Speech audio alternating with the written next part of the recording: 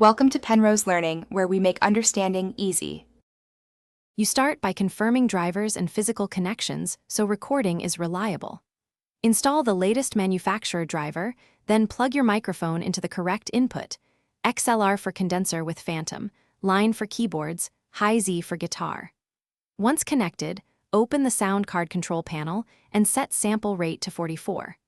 1K or 48K and 24-bit depth to balance quality and file size. Make sure buffer size is moderately low for monitoring. This gives you usable latency without dropouts. Once the hardware is ready, open your DAW and select the sound card as the audio device so audio routes correctly. Create separate tracks and assign each physical input to its matching track. Arm the tracks for recording and enable input monitoring only if you need to hear yourself.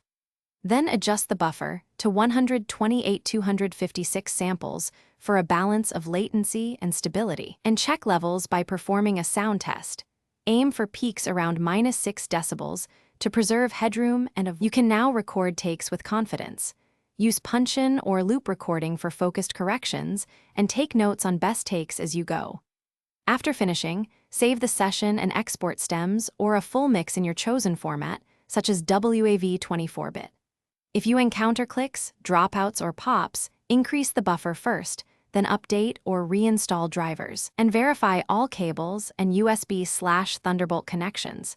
This sequence fixes most issues quickly, so you can resume recording. Thanks for watching. If this was helpful, leave a like and consider subscribing. See you next time.